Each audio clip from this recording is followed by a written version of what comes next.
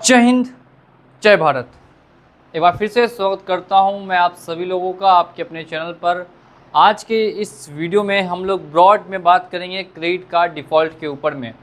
अगर आपने भी कहीं से क्रेडिट कार्ड लिया है और आप वो डिफ़ॉल्ट करने वाले हैं, तो मैं सभी बैंक्स की लिस्ट आपको दे रहा हूं। कौन सी बैंक जो जिसके ज़्यादातर क्रेडिट कार्ड मिलते हैं आसानी से, कौन कौन सी दिक्कतें आपको परेशानियां फेस करनी पड़ सकती हैं अगर आप उनका डिफ़ॉल्ट कर देते हैं, कितने समय तक के लिए आपको ये दिक्कतें होंगी, कब जाके ये मैटर सॉल्व होगा, कैसे सॉल्व हो सकता है, सारी डिटेल्स आज के इस एक वीडियो में हम कवर करने वाले हैं। तो हो सकता है वीडियो थोड़ी लंबी हो जाए, लेकिन जितना जल्दी चाहूँगा मैं इसको कंप्लीट करूँ। तो आप सभी से बस ये रिक्वेस्ट होगी कि आप लोग बिना स्किप किए वीडियो को वॉच करेंगे और साथ में अगर चैनल पे नए हैं तो चैनल को सब्सक्राइब कर देंगे। बहुत सारे लोग हैं जो क्या करते हैं, जिनकी जॉब अचानक से छूट जाती है या फिर कहीं इमरजेंसी में पैसा खर्च हो गया, शेयर मार्केट में लॉस हो गया, या फिर एक लोन को या एक क्रेडिट कार्ड को भरने के चक्कर में दूसरे क्रेडिट कार्ड से पैसा उठाते चले गए और इस तरीके से इतना अमाउंट बढ़ गया कि अब वो पेमेंट नहीं कर पा रहे हैं।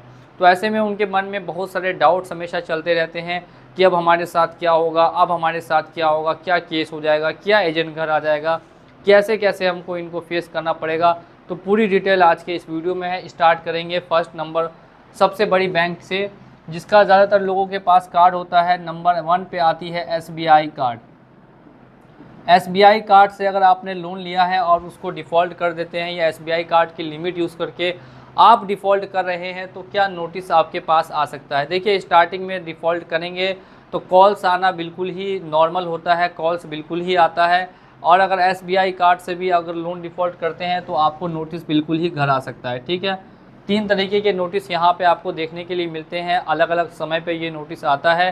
पहला नोटिस आपको 2 महीने डिफ़ॉल्ट करने के जस्ट बाद आ जाएगा, कुछ नोटिस आपको 4 महीने बाद आएगा। क्या यहाँ पे आर्बिट्रेशन का नोटिस आ सकता है, क्या बैंक आर्बिट्रेशन करा सकती है। देखिए, SBI कार्ड से पहले ऐसे प्रॉब्लम नहीं आती थी, लेकिन आजकल ये प्रॉब्लम इश्यूज़ आ रही हैं। बार बार काउंसिलेशन कैंप ये लोग लगाते हैं, आर्बिट्रेशन कैंप लगाते हैं, ताकि जो आपका क्रेडिट कार्ड है उसका सेटलमेंट करा सके और उसको क्लोज़ कर सके। तो यहाँ पे आर्बिट्रेशन के साथ साथ कंसिलेशन की भी प्रक्रिया चलती है। अब ये आर्बिट्रेशन क्या है और कंसिलेशन क्या है, इस पर मैं ऑलरेडी ही काफ़ी वीडियोस जाके बना चुका हूँ, तो आप जाके चेकआउट कर सकते हैं। तो दोनों प्रक्रिया यहाँ पे आपको देखने के लिए मिल सकती है। इसके अलावा हम नेक्स्ट बात करते हैं एजेंट्स को लेके। तो एजेंट्स भी इसके आते हैं। अगर आप इनको एक प्रायर नोटिस दे देते हैं या फिर इनको इन्फॉर्मेशन दे देते हैं ईमेल के ज़रिए, तो कुछ समय तक इनके आपके पास एजेंट्स देखने के लिए नहीं मिलेंगे।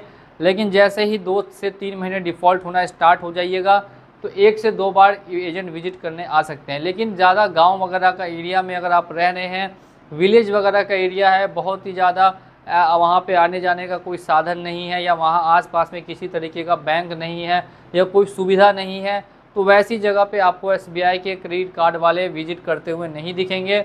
लेकिन अगर आप पूरा बीचों बीच शहर में रह रहे हैं, जहाँ पे हर जगह आने जाने का ट्रांसपोर्टेशन आसान है, बैंक्स आसपास में हैं, तो ऐसी जगह पे फिर आपको SBI कार्ड के एजेंट विजिट कर सकते हैं। अब यहाँ सबसे मेन जो क्वेश्चन बनता है वो ये बनता है, क्या केस होता है SBI कार्ड को डिफ़ॉल्ट करने पे, जिसको लेकर काफ़ी लोगों को डाउट होता है। तो देखिए, अभी तक देखने के लिए क्या मिला है, जो रेशियो है वो मैं आपको बता देता हूँ। अगर आपका 2 लाख से कम का डिफ़ॉल्ट है, अगर आपका 2 लाख से कम का डिफ़ॉल्ट है, तो यहाँ पे 10% चांसेस रहते हैं बस आपके ऊपर केस होने के, अगर 2 लाख से आपने कम का डिफ़ॉल्ट किया है तो क्रेडिट कार्ड में। और अगर आपका ये 2 लाख से एबव है, अगर ये आपका 2 लाख से एबव है और आप इसको लगभग 1 साल से क्रॉस कर चुके हैं, 1.5 साल के आसपास आपने यहाँ पे डिफ़ॉल्ट कर दिया, तो यहाँ पे आपको 60% चांसेस रहते हैं केस होने के। समझ लीजिए कि हर 100 में से 10 व्यक्ति के ऊपर केस हो सकता है, जो 2 लाख से जिनका अमाउंट कम है और वो डिफ़ॉल्ट करते हैं। अब बैंक वाले अपनी ओर से पूरी जांच करते हैं, क्या भाई ये पैसा देने में कैपेबल था कि नहीं था, या है कि नहीं है। वो अगर ये पाते हैं कि नहीं ये बंदा पैसा दे सकता है, ये छुपा रहा है, ये पैसा नहीं दे रहा है, तो ऐसे में केस डाल सकते हैं। लेकिन चांसेस फिर भी कम ही रहते हैं, 10% चांसेस है अगर 2 लाख से कम का अमाउंट है, और 60% चांसेस रहेंगे अगर 2 लाख से ज़्यादा का अमाउंट है। तो फिर इनसे हम कैसे बच सकते हैं, क्या उपाय है, क्या सॉल्यूशन है। एक ही सिंपल सा है, 15% में सेटलमेंट। राइट ऑफ होने के जस्ट बाद आपको 15% में सेटलमेंट करवा लेना है। 15 से 20% में आप सेटलमेंट करा के कार्ड को क्लोज़ कर दीजिए। किसी तरीके का आपको केस का झंझट फ्यूचर में नहीं होगा। पहले ऐसा कुछ भी नहीं होता था। अब आप लोग पूछेंगे हमने तो ECS ऑन नहीं किया, सेक्शन 25 कैसे लगेगा? तो ऐसे में आपको सेक्शन 25 नहीं लगता है, सेक्शन 316 318 की धारा लग सकती है। नेक्स्ट हम लोग यहाँ पे बात करते हैं सेकंड नंबर पे जो बैंक आती है जिसके सबसे ज़्यादा कार्ड्स यूज़ होते हैं, वो है HDFC कार्ड्स। ठीक है, HDFC कार्ड की बात करेंगे। इसके जस्ट बाद हम लोग बात करने वाले हैं एक्सिस बैंक के क्रेडिट कार्ड्स के बारे में। एक्सिस के कार्ड्स भी बहुत ज़्यादा पॉपुलर हैं। ICICI बैंक है और साथ साथ में पंजाब नेशनल बैंक, इसके अलावा RBL। ठीक है, एक एक करके हम लोग कैटर करते हैं। अब नेक्स्ट हम लोग बढ़ते हैं HDFC कार्ड्स में। तो इसमें भी मैं नोटिस पे टिक लगा देता हूँ, आर्बिट्रेशन ये भी प्रक्रिया में जाती है। बात करते हैं एजेंट्स को लेके, तो सेम जैसा इसका है, लेकिन HDFC कार्ड में एजेंट आने के चांसेस बहुत ही कम रहते हैं। 50% के आसपास चांसेस रहेंगे कि एजेंट वगैरह आ सकते हैं, 50% चांसेस रहते हैं कि नहीं आएंगे। इनका एक आपको support@hdfcbank.com करके ईमेल आईडी आता है, उस पर बस ईमेल कर दीजिए भाई मुझे एजेंट नहीं चाहिए, नहीं तो मैं मानहानि का आपके ऊपर डाल दूंगा कि भाई एजेंट आके मुझे परेशान किया है, तो प्लीज़ एजेंट मत भेजिए, नहीं भेजेंगे एजेंट।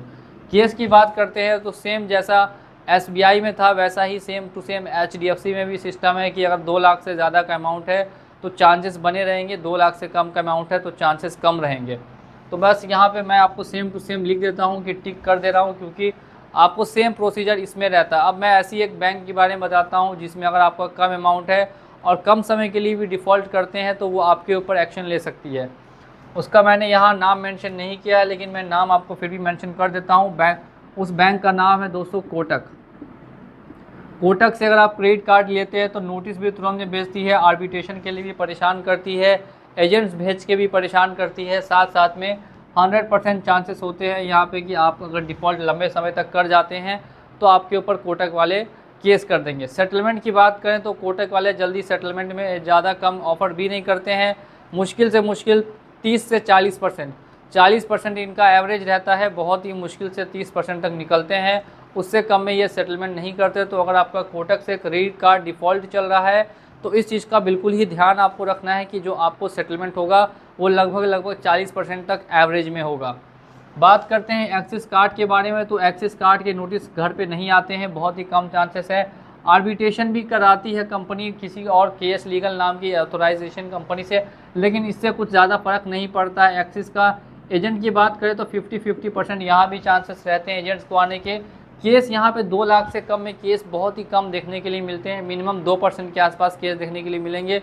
लेकिन अगर अमाउंट बड़ा है, 2 लाख से एबव का है या 5 लाख रुपए तक का है, तो आपको यहाँ पे 50-50 चांस रहेगा, उससे कम पे चांसेस नहीं रहेंगे।